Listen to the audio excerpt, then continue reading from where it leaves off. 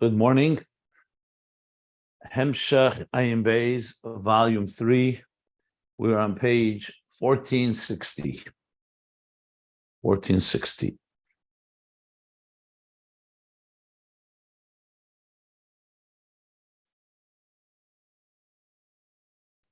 And we're discussing the continuing conversation about Shchera ani v'nave. I am dark but beautiful. The soul down below, darkened by the concealments and the coverings of the body and the animal soul and the general world, this material world, this lowest of worlds, as we discussed. And yet, in that very darkness, the soul discovers its core powers, its essential powers. As he began discussing, going back again just for the flow, on page 1455. So yes, it's with the support and the help of Malachim. As we learned, Birchis Yetzer, the Malachim, and with the support and help of the Oiris, the general revelations of Ishtalshalus, including, of course, Torah, the ultimate Torah, the Einei Ha'eda, the leaders of each generation. However, at the end of the day, it's the eye itself that sees. It's the soul itself that ultimately is able to experience the divine, and any support it gets is exactly that, it's support. So the neshama is accessing its core powers that were concealed as the neshama, as the soul descended below. And when it does so, it reaches a level that V'nava, that's beautiful, even more than the Bnei Yerushalayim that it's speaking to. The Bnei Yerushalayim have total bittul, yiri Allah, bittul b'mitzias, as we said, Yerushalayim, complete reverence, that level. But that does not necessarily reach the etzem. That's not the etzem, that's an atzilus. So they're completely bound to godliness. To reach the etzem, which is higher than Giluyim, to the point that all the Giluyim are actually compared to a midbar, to a desolate wilderness, desert, compared to Atzmus, compared to God himself. That's what the neshama reaches down below. So firstly, in its own distress and its own concealment, we'll say, doesn't use the word distress, concealment, it reaches that. And then he says, reading from the bottom of page 1459, so not only does the neshama below reach a deeper level of yearning and longing and binding itself to the etzem because of its distance, but it also comes to recognize that even Bnei Yerushalayim, even those higher levels, are also infinitely apart and distant from God himself. And this Ratzeh is Mischadesh B'nasham B'dafti B'ridas Lamata. This unprecedented yearning and longing is Mischadesh, is a chidush that happens only below when the soul comes down below. Additionally, the Rebbe Rasha pointed out that Yagam Yeshlev, Gam Yeshlemer, that this, like we learned earlier, that where do you experience Ein Areich, how God is completely beyond, is Dafka Ba'elam Hazeh. And from that, we also discover that Oir is also Be'ein Areich to the Etzem. And then the final piece, which we're in the middle of now, on top of page 1460, is that Yeshlemri says Atzilus too, ultimately Atzilus is not Ein Areich. The Atzilus Ein Shaykh in Ein Areich, because Atzilus is a divine expression, it's divine revelation, it's a divine world. Therefore, it's Gilead Helam. It's not a chiddush that comes from Ein Areich. Ein Areich indicates a quantum leap, a major paradigm shift. Atzilus is not, because Atzilus is dveikas b'mekere, it's attached to its makkah. So it's not the level. So it's the level of Ein Zul Asecha, that there's no one besides you. Atzilus reveals to us, like the sunlight tells us about the sun. So Atzilus tells us about the divine source. And also the kelim of Atzilus, even though they're kelim, they're still not Ein Areich, they're still divine. The fact that it says V'chachma ma'ayin timotza, the Chachma does come from Ayin, so immediately qualifies that's not Yesh Ma'ayin Mamish. Because there's still something in common, like Maven Dover, Meter Dover, one entity that relates to another entity. Even though there is a leap, it is called Ayin, but it's not the true leap of Yesh Ma'ayin that happens down below in Elam Hazak. Okay. So Natsilis, there's no capacity for the comprehension of something that's infinitely distant or infinitely apart, I should say. It's only Lamata that you come to that Hasagah. And that's why the Neshama, only the Neshama as it comes down below, not Natsilis, that has this contemplation, and through that it comes to this intense longing and tremendous thirst. This intense longing and thirst, increasing longing and thirst. And this is called Ava B'chol Maidecha. Maidecha is more than just love, even great love. It's Maidecha Bli Gvul. You say B'chol Levavcha, it's with all your heart, B'chol Nafscha with all your soul, but B'chol Maidecha with all your might, with all your ma'od. We say something Toiv Ma'od, for example. It's not just good, it's very good. It's with all your with your very, more than just your regular faculties and your regular soul. So it's ma'id, a level of bli gvul shebenefesh, and that's exposed. That is generated. That's triggered. Dafke neshama lamata. That's where we're up to on line 7 on page 1460. And now we shall continue reading inside. As I mentioned, and I'll mention again, big part of what we're learning is based on the memorim of Shcheda and Ivanova that was said by the Rebbe, by the Alter Rebbe, and in Tov Kuf Samach Gimel, and I think I mentioned Shabbos Nachmu Tov Kuf Ayin Aleph. But just to give you more sources, it's printed in Likutei Torah in Shir HaShirim, pages 4, I think it's 4b maybe, and on. But especially, there are other versions of that same discourse from the Mittler Rebbe, and that's printed in the Maimorei Admur HaZoken on Ksuvim, on the Pasuk in Shir HaShirim, where some of the ideas that the Rebbe Rashab, he brings from there, and that's from page 34 and on. A whole bunch of Maimorim there, I think 4 Maimorim, if I recall correctly. It goes from page 34 in Maimorei Admur HaZoken all the way to, let me just give you the exact pages. Yeah, it's a good 40 pages there. Yeah, all the way to page 81. From 34 to 81, page 34 to 81 are Maimorim Ashcherani that mention a number of ideas that we've been learning here. Okay. I also mentioned, since we're talking sources, yesterday I mentioned that this idea, where the issue that I still have not resolved, what does it mean that you can be hungry and thirsty at the same time? On top of page 1459, I mentioned yesterday that idea is taken from a mimer from the Alter Rebbe in the Maimorei Aktzorim, the short Maimorim of the Alter Rebbe that was said in the earlier years.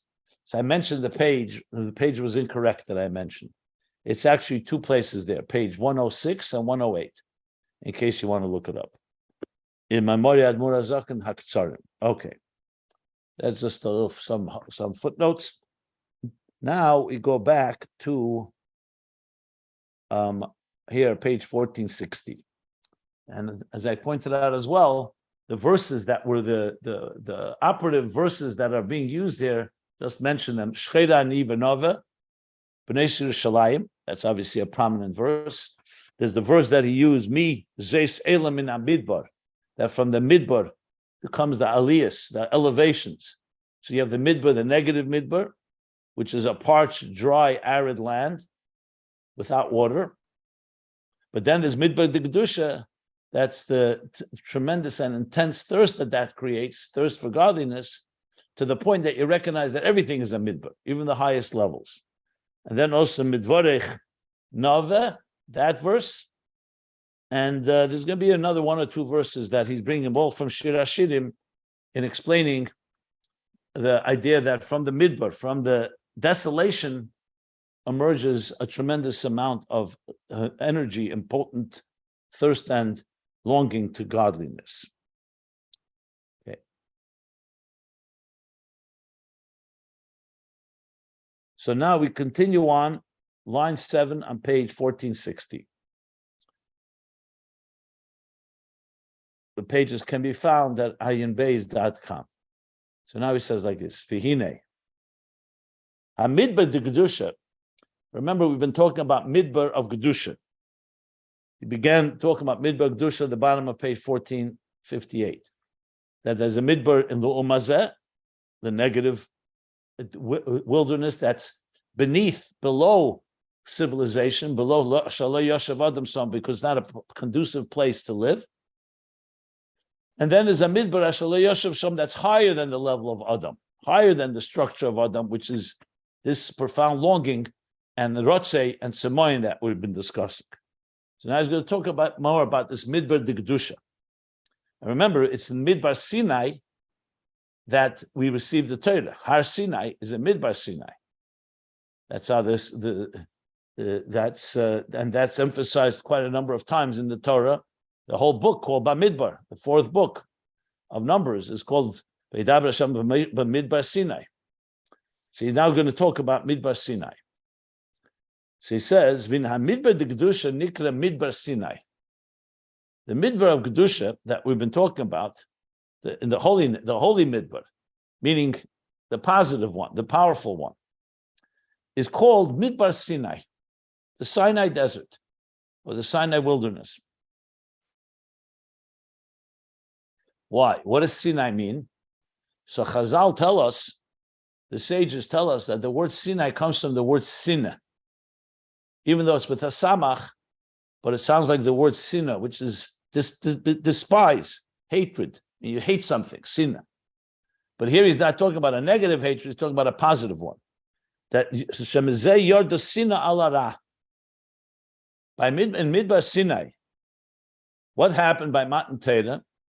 So before Matan Torah, you had the Oves, of course, the patriarchs who were completely dedicated. They were a chariot and a channel for godliness in this world. But the delineation of good and evil, of the positive and the negative, was not yet fully defined. There was plenty of problems. So there were the individuals that were unique. But by Sinai, what happened was when Hashem gave the mandate, his Torah, he made it very clear now. These are the things that are a mitzvah that you're commanded to do, and these are the things that you're not allowed to do. So even though there were Sheva mitzvahs b'nei Neach, the 7 Noahide laws, before Matan Torah, but in that extent that happened at Sinai was a whole new dimension where things were very clearly delineated what is Kedusha and what is not Kedusha. Again, before Matan Torah, there was a taste of it. There was already a sense of it, and there were the individuals that followed it. But by Sinai, it became formal. Like the expression in the Gemara, Mitzuva v'Eisa. We were now commanded. Shemezeh Yorda Sina ala Ra. So Sinai both did two things. It brought a tremendous love and connection to the positive things, which inevitably also means that you therefore dislike everything that's the opposite. Like he speaks in Tanya. When a tzaddik despises Ra, we're not talking about hatred that you hate somebody, God forbid. We're talking about despising something that is anti-God, that is antithetical to goodness, to virtue, to godliness, to love. So in direct proportion to what you connect with, that if you love something, you're going to despise everything that's opposite it. If you love light, you reject darkness. She says, "Shemizeh na yorda sina ala Ra." What's that mean? That now he's going to connect it to the Midbar. What is the connection to Midbar? So remember, the Midbar is a place that, due to the parched and arid land without water, creates a tremendous thirst. So he says, "The kasher hu b'chinas teikev harotzei v'atzemoyin." When someone is in a state of intense yearning, longing, and thirst, le'erein sov baruch hu, haritzar le'ma'ed ma'nefesh habamis. he's very pained and very distressed by the animal soul. Because the animal soul is mamish like a wilderness, a desolate place, a dark and arid and desolate place. Eretz Sia v'oyev, like you said earlier. V'shmama, desolate.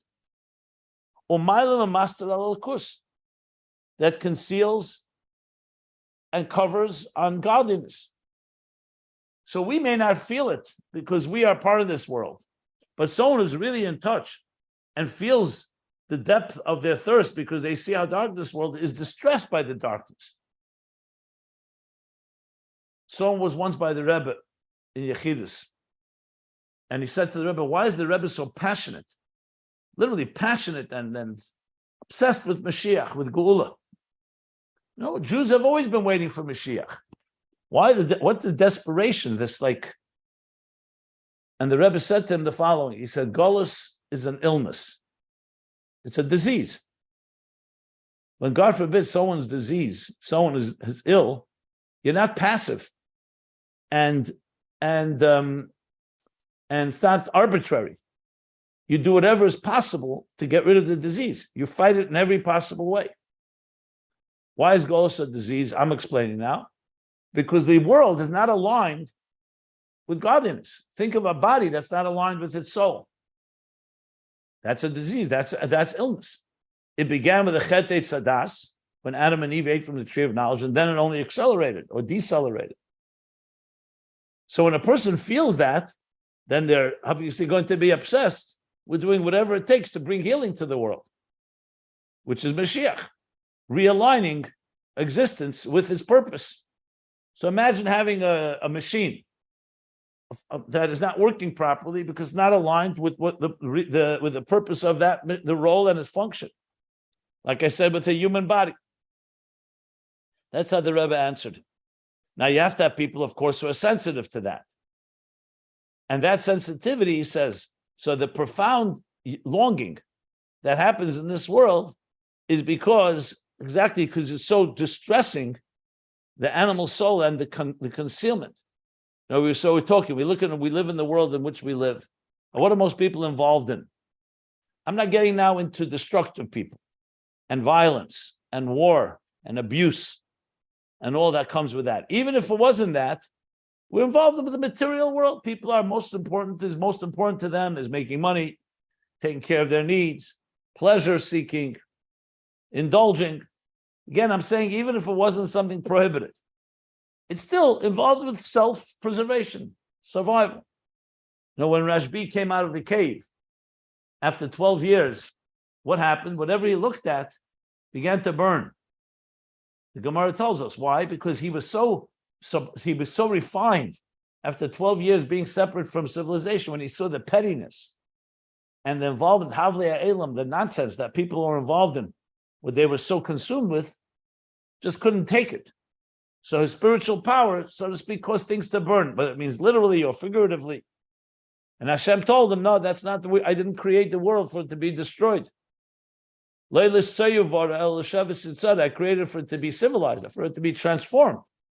And he sent Rashbi another year, a 13th, I was explaining, bar mitzvah year, another level of spiritual maturity, that this time when he came out, 13, after another year, whatever he saw that was broken, he fixed, he repaired. So you could say something is broken, you get so upset that you actually go on a rampage and a war against the corruption of the world or the concealment of the world, or your job is deeper than that. You're there to correct, repair, refine that world. But there's no question that it creates distress for someone who sees the truth, and you see how false things are around us, and the duplicity and all that comes with it. He says, Tsar le ma'od, menefresh abamis. Because it's Siyur Shmoma Mamish, Amalim Master Lakus. Vari Husseina, and therefore, Hari Husseina said, he despises. Again, we have to always qualify. Sainid, again, does not mean hatred as we usually refer to it in a negative way. A person shouldn't have any hatred in them. But here he means Sainid means repulsed, completely rejecting everything that's the opposite of godliness. That's what he means by Ra, betachlis. U'kamei shekosov. Oyevei Hashem sonei ra. Those that love God, the lovers of God, will despise the opposite, will despise evil. Shekolma she his gabrus ha'avi b'chinas tzemoyin v'rish be'eish b'yeser.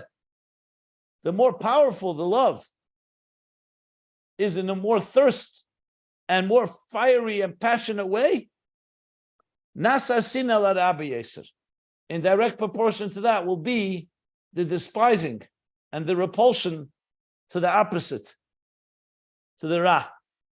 So the deeper the thirst, the deeper the longing, the deeper the appreciation, what you're longing for, the more you will reject the opposite. The tachlis sinas sonesim.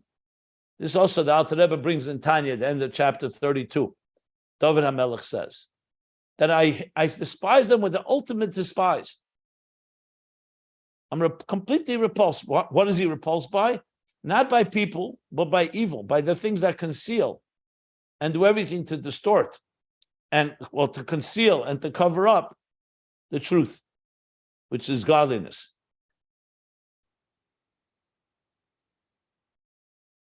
So he's bringing verses to make the case.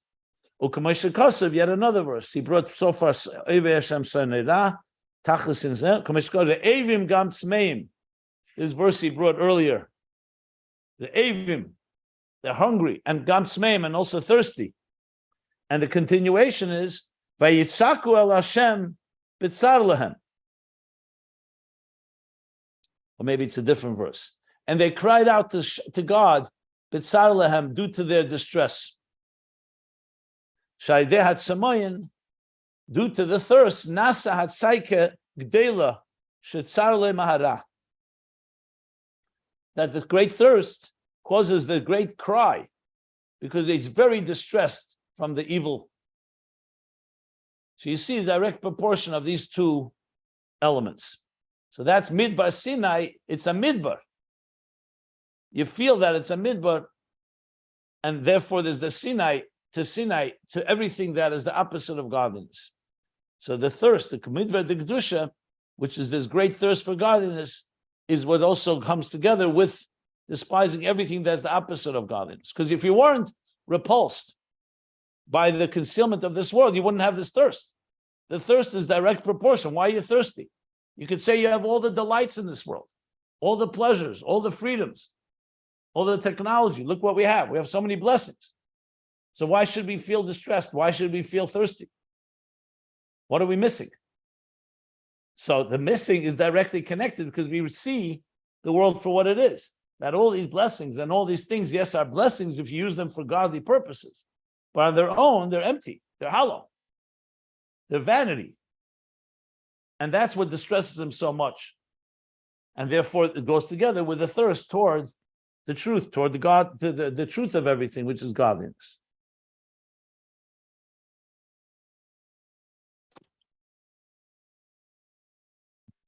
Let me stop here if anybody wants to ask anything. So it's still in the middle of a sentence, in the middle of this topic, but he's definitely rounding it out now, and especially in the language of Avodah. So this is coming down to real practical application. What is everything we've been learning comes down to our attitude to the world in which we live and how we look at the world. And again, the goal is not to destroy the world and go to war against it. The goal is to be so repulsed by it that you'll do whatever is possible to bring light. That's what we do. We bring light, and light dispels darkness, which we'll soon talk about. But meanwhile, he's just been talking about repulsing it, being repulsed by it and despising it, and in direct proportion to the tzemoyin and the thirst for the divine. But now he's going to talk about that ultimately also is going to affect the darkness, which we'll soon discuss, the shcheira ani. But let me stop here if anybody wants any clarification of any points. Okay.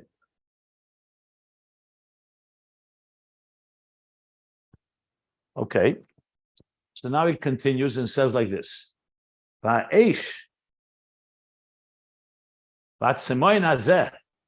This fire and thirst that we're describing here, we're talking a fire, a positive fire, the fiery passion that's coming due to the lack, because it really goes both ways. Because you could argue where does it begin? does it begin with first feeling distance, and that creates a fire and passion, and that in turn also then creates more of despising that which is lacking. Or you could say it's the other way around. It starts with the tzemoyin, because the neshama is connected, and it suddenly feels that it's lacking, and that's what it goes both ways. They both feed each other. Let's put it that way. So now he says like this: "Va'eshat tzemoyin hazeh." This fire and thirst that we're describing of the neshama down below, dafka below, because above it doesn't have this type of thirst. Huseidif umachlas hara the nefesh habamis. So now it does something. Besides the fact that it's causing you to feel passionate and yearning and longing and burning with the passion for desiring godliness, it also does something. What does fire do? It burns and consumes the ra of the nefesh habamis. So when a person, for example, is neutral, you live in this material world, you manage, you're able to function, and there's no real passion in your life toward godliness. Even if there's no passion to materialism, but let's say it's neutral. You're 50-50, let's put it that way. So obviously, the Rav, the Nefesh Habamis, is going to have an impact on you. Like he speaks in Tanya, it's a battle between the divine soul. So at times the divine soul dominates, and we're inspired to daven, to learn, to be good, be gemilas chasad, kindness, mitzvahs. But at times the animal soul dominates, and we're more involved in our material needs, the animalistic needs. But if the fire and the thirst of the soul begins to grow and becomes passionate, it doesn't remain neutral. Something that's passionate and fiery affects its environment. When a fire begins to burn, it's going to affect the environment. It's going to warm up and heat. And more than that, will actually consume everything around it. So another effect that it has is that it ultimately burns up and consumes the Ra of the Nefesh Habamis. This is explained actually in chapter 9 and 10 in Tanya, when he speaks about the tzaddik.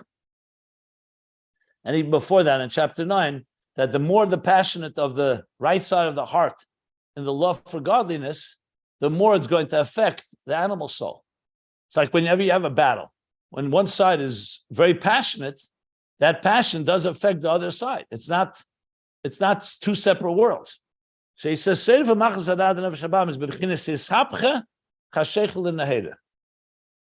in a state of transforming darkness to light. And not just subduing it, not just repressing it. Iskafia means from the word koifa. Koifa means you force something, you force it to lower, to be, you control it essentially. Ishapche means to transform it.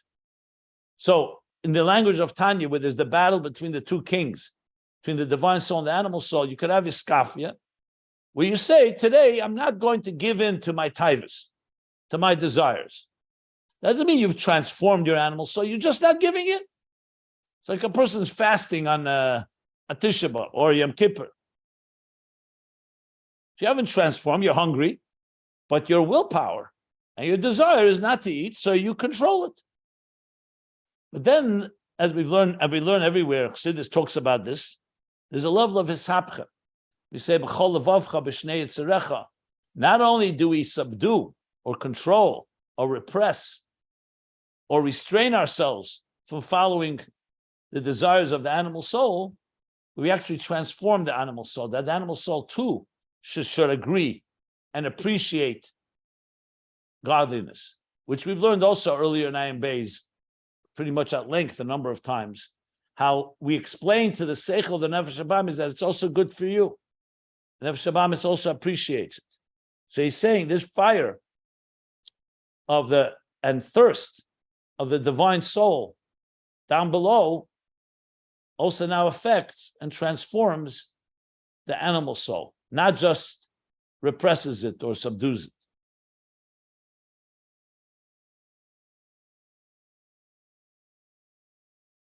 Now comes a parenthesis till the end of the paragraph.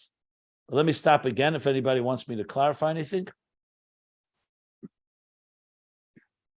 What you do see going on here is that the Rebbe Rashab, as I said before, he's filling in the whole picture, bringing everything together that we've learned earlier in the total objective of being creating the interface between godliness and existence, between the divine existence.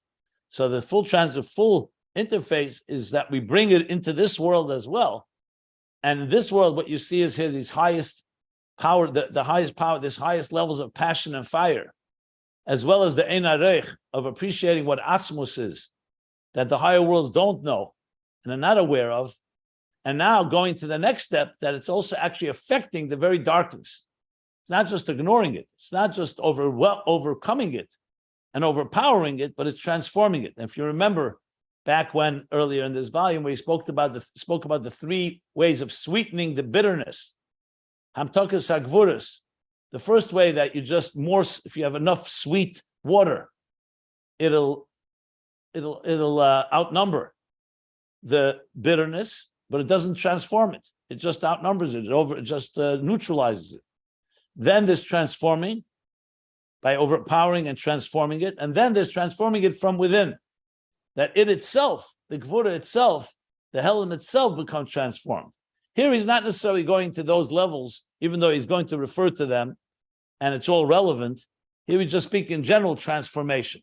But ultimately, the ultimate transformation is when the darkness itself, Einoid, recognizes that it's coming from the Helam Ha'atzmi. But he's not going to that detail here right now. Here it's just a general picture of how we come into a dark world, Shcheirani, and from that we get to Venova, the beauty, the comeliness, and now further, through the thirst and the longing, and now further that the passion, the fire, consumes and transforms also the negative, the darkness of this world, the Shcheira itself. The darkness is not just leading to beauty, it itself is getting transformed. Okay, so that's the overall picture. Now we'll talk about, let's learn the parentheses. Ukiyadua, as it's known, that the Ahava shal pitam v'das, when the Ahava is a rational love. Now we learned about Ahava shal pitam v'das, Ahava l'mayla mitam v'das. V'chol meidecha is Ahava l'mayla mitam v'das. Because there's a love that makes sense. You contemplate that God is blessing you with health, with sustenance, other blessings. So therefore, it makes sense to love the one that is supporting you, that's giving you life. Then there's a love that's higher than Tam V'das. So he's going to address that. So he says, through Ahava shal pitam v'das, Naseh b'chinas iskafia levad. That has the power to subdue and repress the negative. So, for example, a person's eating a meal. So you could just eat a meal, indulge in it, not think about it, just think of it in a very selfish, indulgent way, and God forbid, not make a blessing, and use the strength for whatever selfish needs you have. Or you could say to yourself, no, Hashem blessed me with this food. So the minimal, I have to show gratitude. So you say, Baruch Atam Hashem Elokeinu melech haolam shehakol neh b'dvarei, hamoitzi lechem min haaretz. After the meal, Birchas Hamazon, Baruch Atah Hashem, Azonos HaKol. This is Ahava pitam v'das. What does that mean? Your mind has told you shouldn't just be indulging. You're not a self-made individual. You're thanking and you're recognizing that the reason you were born, the reason you were created, the reason you were given life and health is to do something with your life, to turn your corner of the world into something divine. So it's Ahava pitam v'das. So therefore, it makes sense that you're going to subdue. You're not going to give in to the indulgences and the desires of the animal soul. But that's iskafia bulvad. Like he says. That means that you're putting aside any selfish interests and you're directing your focus and you're directing your awareness to the godliness. Shagam hanefesh habamis. Shagam shanefesh habamis is seder ba'ava. So even though the Nefesh Habamis is also awakened and stimulated and aroused to love, because Nefesh Habamis also appreciates and understands that this deserves a thank you, deserves acknowledging godliness. So he's saying clearly it's Ahava, not just with one side of your heart, but b'chol levavcha, two bases. B'shnei yitzarecha, with both sides, with both the Yetzer Tov and the Yetzer Ra, Yetzer Hatei, Yetzer Tov, and Yetzer Hara. But nevertheless, it's still a form of iskafia. You haven't truly transformed the animal soul. You've convinced it. And for the time being, the animal soul is going along with it. The animal soul has not been fundamentally eliminated, has not been fundamentally nullified. Like we learn in Tanya in chapter 12, where he talks about this, that even during davening, when there's such a deep stimulation, the Nefesh Habamis, like he says later in chapter 13, is like asleep. And that's why after davening, it can reawaken. But so even though the animal soul may go along, well, asleep is not going along, obviously, but if it goes along, doesn't mean it's been transformed. That's the whole point in Tanya by the Beinani, that you control the thought, speech, and action, but the faculties of the animal soul, b'mehusav atzmusa, as he puts it, has not been changed. So you can affect temporarily, and to some extent, that the animal soul goes along, like he says, b'shnei yitzarech. But it's not a bitl be'etzem mehusei. That's av al pitam v'das. But then comes a deeper level of love, a much more passionate, much more powerful love. Aval ba'avar Rabba. Ahava Rabba, great with the great love of Ahava Rabba. Shalamayla mitam v'das. What means lamayla mitam v'das? It's not just based on a rational calculation and contemplation. It's based on a deep connection that you feel, whether it's coming because of closeness or because of distance. You feel a tremendous surge of love that's more than just what makes, which is rational. It's basically super rational. Harizeh poil ba nefesh habamis bechinis hishapche. This has the power to affect and impact the animal soul in a form of transformation. It's a transformational effect, not just a subduing effect. Shemizbatel be'etzem husei, that its very core is being nullified or neutralized or eliminated. Eliminated meaning here, not totally, means eliminated the negative part to it. So it's like the difference between controlling, let's say, a thief through a deterrent, that the thief, because he doesn't want to get caught, so he's not going to steal. But like the Alter Rebbe says, there's a whole other way. You educate him that he shouldn't want to steal. So it's not a matter of controlling, it's a matter of transforming. So it's mizbatel be'etzem husei. That's Ahava Rabba l'mayla mitam v'das. So he's adding that to explain the piece that he just said, that we're talking about transformation, not just control. Ube'emes, and in truth, the Rebbe Rashab continues, Zeu la'achar she'tchilu ha'abir al yedei ha'ava shel bitam v'das. Okay. Something we've talked about many times, but it's good that he's spelling it out. Saying the truth, however, you don't jump to the higher level immediately. This is a gradual process. It's a step-by-step process. That's why we don't go to B'chol Moedecha right away. We say V'ahavtas Hashem L'kecha, first B'chol Levavcha, B'shnei Tzurecha, then B'chol Nafshecha, and then B'chol Moedecha. And the same thing, you don't jump to Shema right away either. You have the Avodah before Shema, Yetzer, the Malachim, then before that, Psukkah de Zimra. Why? Because we have to work in a way that it's internalized and integrated within us. And so it's a step-by-step process, just like education. You can't come to 40 years old and just 40 years and understand all the teachers, what the teacher taught you. There's stages. Mutfa, Murgish, Muskel, we've learned. The behavioral, the emotional, the cognitive. And then higher than that, Ben Echamesh Lemikra. 5 years old, you learn Mikra, the verses. Then come Ben Esa Lemishnah. So he says, "Ube'emes zeu la'achar she'tchilu hu abirur al yedei ha'ava shel pitam v'das, v'bchinas iskafia." then in truth, the process here is that this level that we just said, Ahava Rabba, that creates transformation, comes after that you begin the refinement and the work of Apitam Vadas. And we learned this at length earlier. You want to start educating a child, whether it's a chronological child or a child in spiritual level, not chronologically in age, but in spiritual levels. You can't just begin and say, jump to a deep passion and love to the divine that's higher than everything. The first thing is you want to explain it to the person and say, listen, you're eating a meal. Who blessed you with this food? Thank you for returning my neshama to me. Things that the animal soul can relate to. Once the animal soul begins to be acclimated and appreciate godliness, we learned earlier, then that's toiv li, that godliness is also good for me. Then you come to realize that godliness is good, the etzem, even if it's not something in it for you.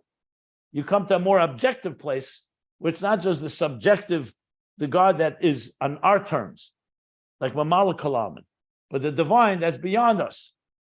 So that's what he's saying. That first you have to have the Birur al Pitam Vadas, B'chinas Iskafia, Achar Kach, and after that, Ahava Rabba Nasa B'chinas Isapche.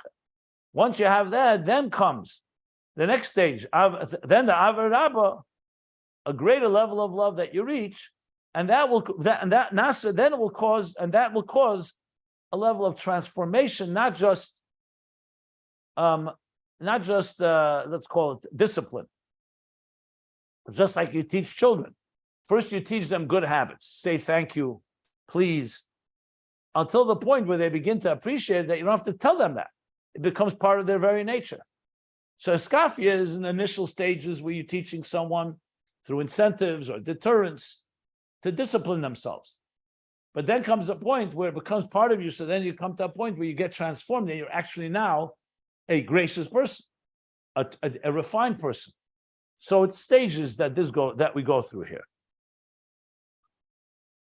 And one more piece here in the parentheses. And in another place it's explained, the ba'ava shal pitam v'das, that in the lower, the first level, the love of that is the rational love, love. Ma'achashi mashalev makil, being that it's a love that the heart can contain. Makil comes from the word contain, because that's Ahava Pitam Vadas. It means it fits into the container of the lev. It's not moedecha, which is moed already beyond you. It's what the heart contains. Lo nase sapche. So he's giving another reason here.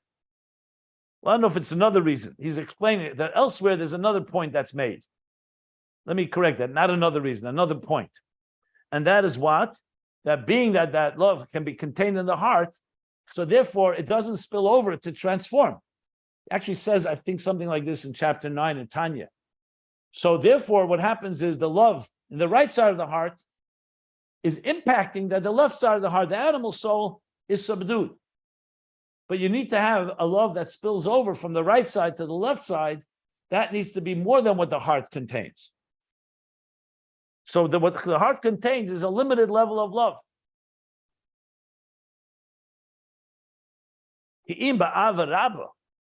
But rather, through Ahava Rabba, the greater love, the great love, that's the intensity of the yearning of that love. Then the heart that cannot contain it. It's like beyond it. It's like spills over. It overwhelms the heart. That is what causes a person to leave and transform his very nature. In a state of transformation, darkness to light. The truth is, this was said, I'm almost sure, earlier in volume 3. I have to find it. It's a long way back, where I believe he said that explicitly almost. I have to look it up.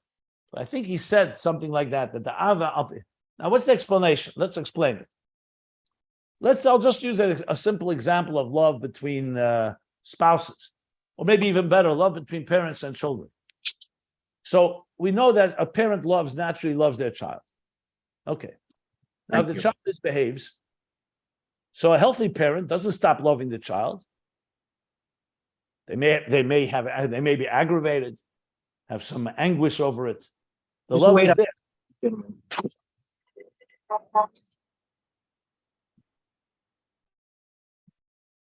Okay.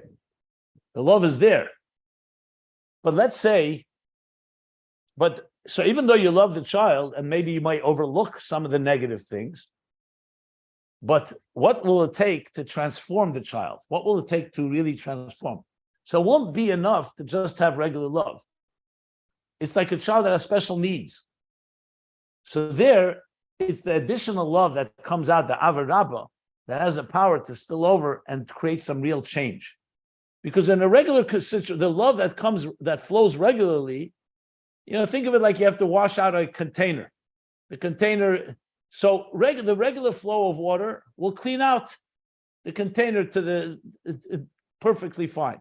But if there's grime or grease or particular smudges, you're going to need to have a much deeper rush. You're going to need to have like a spray or something that is able to break through the grime and clean this particular container. The same idea here. A regular flow of love can affect, but will not necessarily transform. But this deeper surge of love that he's talking about, Ahava Rabba, creates a power that has the power to actually change the very nature. That's what he says, because the nature of the animal soul is to serve itself. So you can temporarily, or even for a long period of time, subdue that, or redirect it, or show the animal soul that is good for it. But to change its nature, that requires a much deeper passion and love. And when you see that, that has a far deeper impact, as we see in human beings. When you see someone loves you so much, what happens? It also affects you deeper. When the love is not as intense, it won't affect quite that way. And sometimes we do need that level of love, a deeper love to affect a child or a spouse for that matter. Or like Moshe Rabbeinu did when he was on the mountain during these days, and all the way leading to Yom Kippur, that ultimately led to Salachti Kidvarecha. He showed God that he's not going to take no for an answer. His profound love for the Jewish people and for God elicited within God, Kavyachol, a deeper love that God should forgive, even though they did something very wrong. They betrayed God. And that's like a deeper level of love. The love that was shown the first 40 days when Moshe was on Mount Sinai was enough to receive the Torah. But he needed 80 days to beg for forgiveness. Yud Gimel Midas HaRachman, digging deeper and eliciting from God the deeper attributes of compassion and so on. So just examples of where two levels of love and how they affect us. One can subdue, one can somewhat discipline, but the other transforms. That's basically what he said in this parentheses. And why it's a parentheses, because even though it definitely helps understand the avodah of it all, but it's not directly the theme that he was addressing, which is really more about Shchera and Ivanova. But he's also, the parentheses, adding this whole dimension of transforming, which is related to the themes we learned earlier. But regardless, it's all part of this, the structure here, all part of the flow of the narrative. Okay, so we finished this paragraph. So let me now, questions, comments. Yes, I have a comment or a question. When it talks about transforming the midbar into midaber from the darkness to light, the nefesh bahamis to good through these practices of the love, Ahava Rabba, spilling over and transforming it.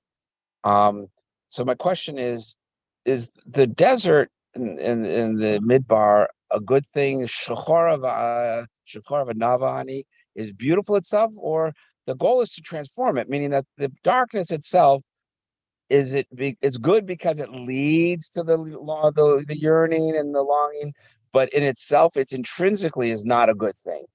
A bad thing, a tragic thing is not a good thing. It can lead to Amunah, it can lead to certain greater faith in God. It can have positive benefits, but in itself, like the question about the gullus, is the gullus itself a good thing, or the darkness itself is good, or is it that it only because it can lead to positive outcomes?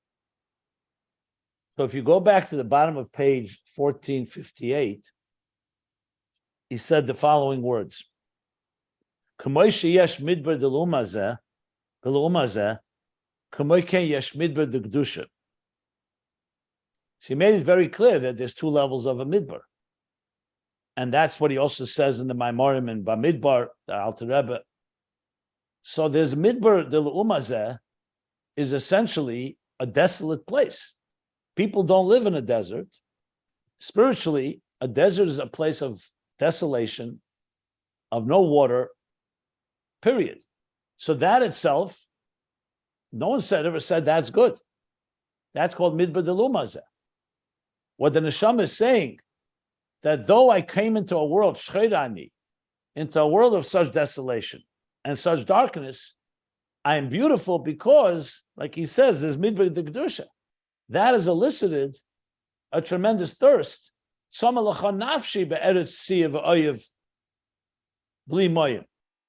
tzama, he says, is the takeoff harotzev at semoyim.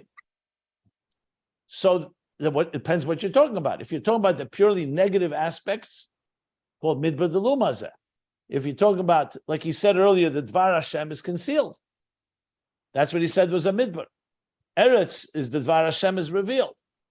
Then the question is what happens next. So next what happens, V'nova, the neshama is saying, but I've developed a tremendous thirst because of it. And that thirst is a midbar de kedusha, and is explained, even though on one hand the midbar doesn't make anything grow, that's the negative, but there's also another element of a midbar that's beyond growth, because it's connecting to levels that are higher than Giluyim, than Peiros, than growth, than mitzvahs even, and even higher than all the Giluyim, because everything you come to recognize compared to Atzmus is a midbar. That's already midbar de kedusha. And also here he called it midbar de kedusha as Midbar Sinai. So the answer is very straightforward. The Golus itself, no one ever said the Golus is good. What the Golus brings is good. Just like we speak about the Tzimtzum. God made a Tzimtzum. So it says the Tzimtzum itself is Hepech HaRatzon, Hepech HaKavana. God did not make the Tzimtzum as an end in itself. It's a means. So if a person says the Tzimtzum itself is good, no, the Tzimtzum itself is meant to elicit a deeper Gilui, and even to elicit and demonstrate and reveal to us God's power to create Tzimtzum, but it's God's power. The Tzimtzum itself, the father hides from the child in the famous Sikha, Tu B'Shvat, Chamisha Asa B'Shvat, Tov Shalom Etes, when the Rebbe is crying. The father hides from the child, and he hid so well that the child stops looking for him. There's a Sunday he looked, Monday he looked, Tuesday he looked, and it gives up. So the hiding itself is meant to elicit the ingenuity of the child to find. But if the hiding itself becomes an end in itself, it can lead to the worst problems. Basically, all injustices, all crime, all violence, every form of corruption and negativity in this world is a result of this concealment. However, there's a reason for the concealment. There's a purpose in it. And that's how you have to see the two sides of it. But isn't there a discussion about, if I could just follow up with that, isn't there discussion with Rabbi Akiva, the difference between Rabbi Akiva and Gamzula Tova, that one's lead to good things and one itself is a good thing itself? Isn't there discussion in Chassidus about these two different levels of something that appears that is negative? Yeah, but either way, that's once you transform it. We're not talking about the concealment itself. If it's not transformed, the Holocaust will never be seen as a good thing.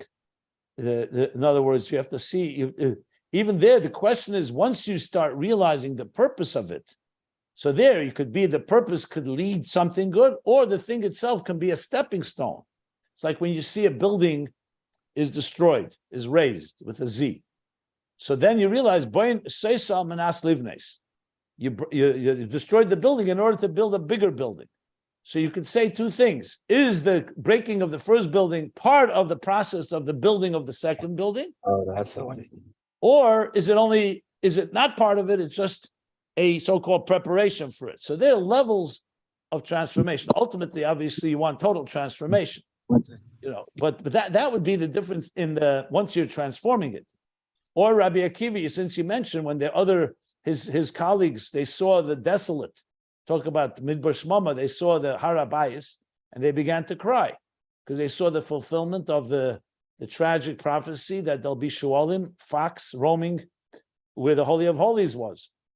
And Rabbi Akiva was smiling and laughing because he saw the next prophecy that would lead to the rebuilding of the Beis HaMikdash. And they say, Akiva Nechamtani.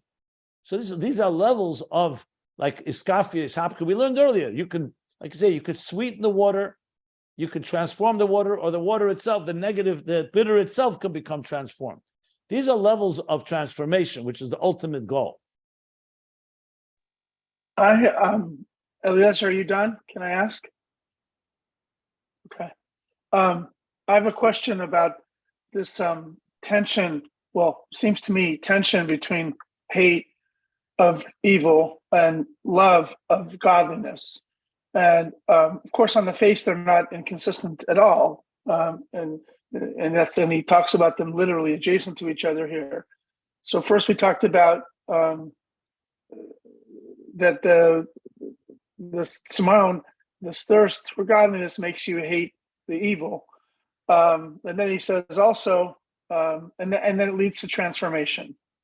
First is Kafi, and then is Habcha. Then he talks about love doing the same thing.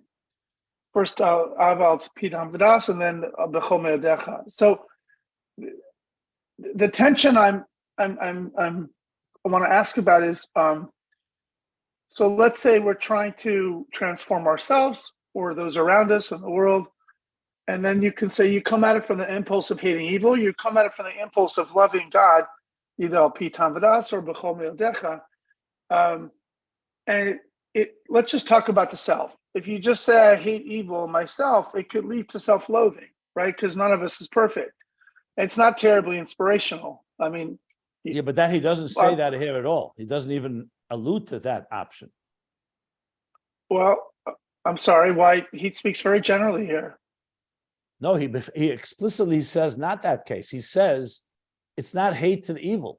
He says hate to evil is a direct product of, because of the depth of your feeling the lack, you're feeling godly, you're feeling the love and the thirst to godliness is what's causing you to despise the opposite. When a person, let's say, loves their father, and then for whatever reason you're taken into captivity and you're in prison and you can't see your father, you can't see your family. So the more you develop a thirst and hunger to see your parent, the more you despise your captives and the captivity that you're in. That's what he's saying here. Mm-hmm. I have to think about that because I guess it has to do with like, what's your hashkafa toward? Well, look, I'm telling you what he speaks about here. Whether there could be a scenario where somebody hits rock bottom, and even if they have no thirst and there's no hunger and there's no thirst and there's no longing, can they become, there's such a place of such pain and suffering? That's a scenario, but it's not what he's discussing here. I'm not referring to that though. I'm talking about what motivates us towards self-improvement and toward the desire to help others. And well, I'm saying what he speaks about here is what I just described. Read it inside. Go over the page. You'll see. He says it explicitly. All right. I'm not sure I understood. I'll go back into that. I just gave an example. I know, but I didn't get it. The more the thirst and the more the connection, the more the feeling of longing, the more you obviously despise and are repulsed by the opposite that's causing you to be distant. Mm-hmm. That's what he says here. He actually says a line. It says this line exactly. I read. I emphasized it when I read it inside because it's so critical. He says these words that Shekol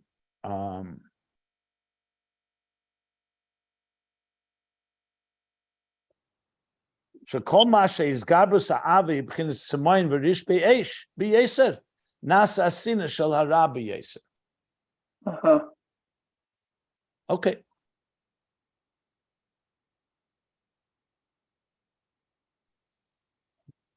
Earlier in Ayin Beis, you did speak about a state of distress where you could hypothetically come to it the other way around. A person can hit rock bottom where life is so fallen apart, and therefore they realize this, I can't continue like this. And that will bring them to realize that how distant they are. But that's already getting into more details, which I wouldn't go into right now. Okay.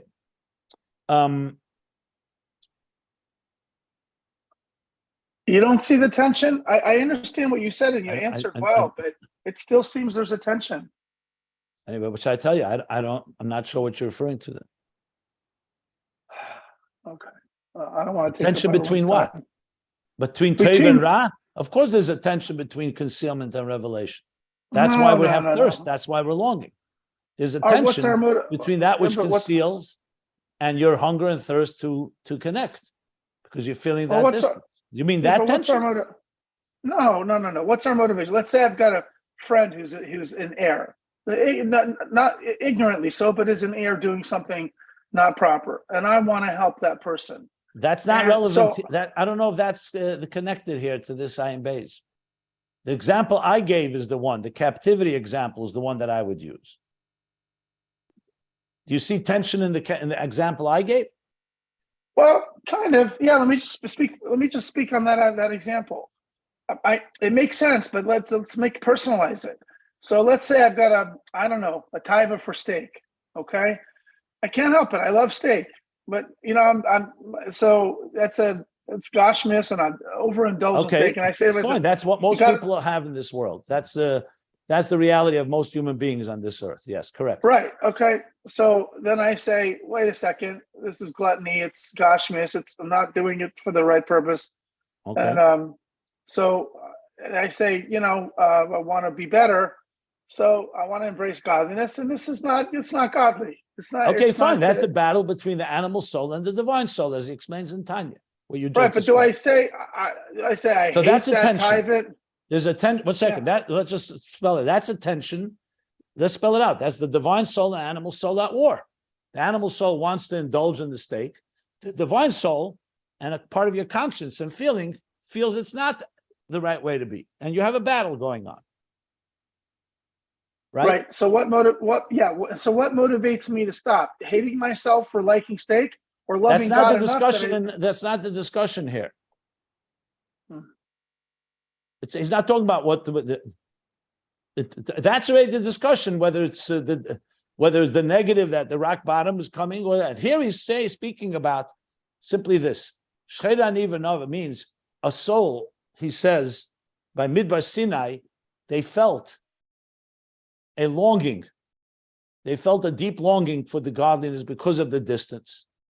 So the example doesn't apply here. If you felt one day you're davening, or any time of the day, you suddenly feel a deep connection. I want to connect to something real, not stakes and not materialism.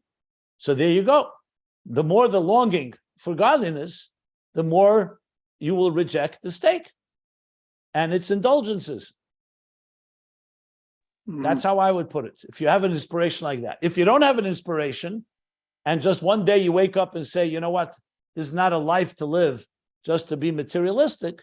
I don't know if he's addressing that exactly here, but even if yes, you could also say, why are you suddenly disturbed by your comforts? Maybe because something in your soul is starting to speak to you. So you're starting to feel something. Yeah. The reason I bring this up, and I think it's a very important topic. How I understand. I hear you. The reason I bring it up is a very important topic because, and we talked, I don't know if it was in this class or some other place you were speaking. I'm sorry, I don't remember, but the Indian of, do you walk around hating sinners? Of course, you don't hate the sinner, you hate the sin. But do you walk around with fire and brimstone and preaching, thou shalt, what?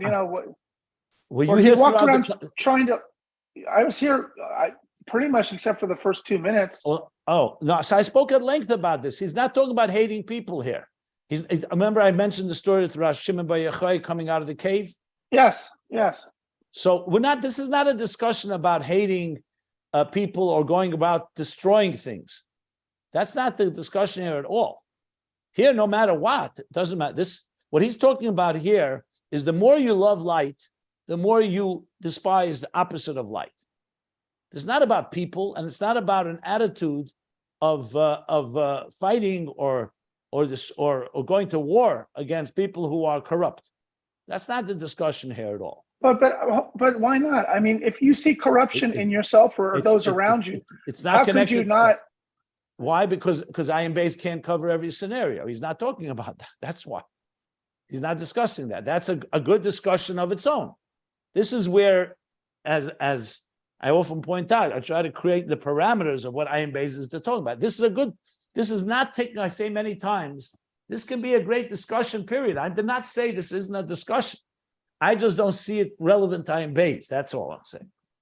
Well, I read this real quickly, and it seems to me someone who Okay, so wags listen, their finger. we could read differently. I'm just telling you what I read.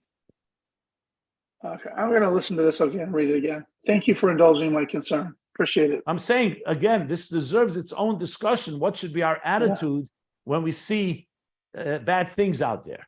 That's a completely absolutely. There are people who are very judgmental. You say this doesn't, and you say this doesn't speak to that at all?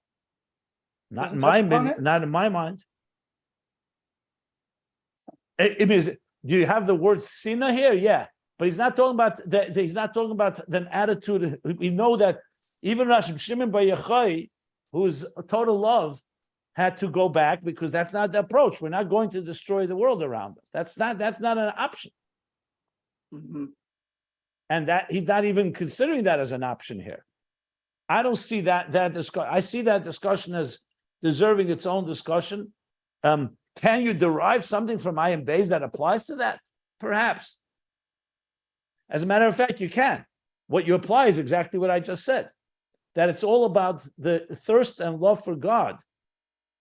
And therefore, automatically, you want to do everything possible. Like I said, the Rebbe said about Mashiach. When you see Golus as being a disease, then you do everything possible. And that's a direct result because you know what health is. You know what Geula is. Mm-hmm. When you understand what health is, and the more passionate you are about it, the more you're going to do everything to eliminate illness and disease. That's the context that I would put it in. So maybe the hatred, if it is hatred, is identifying the problem, and then you move to this love of God. Okay, listen. Let me just say this. Let me just say this. In my opinion, this is not Ayin Beis.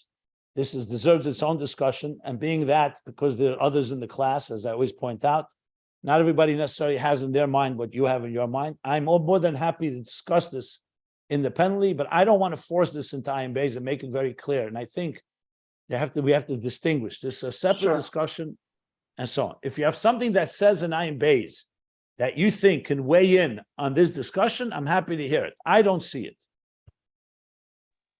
Okay. Except what I said so far. And I did bring the story of Rashbi, and I brought the story about judgmentalism, and I brought the story that we're not talking about the hatred to people who do bad things.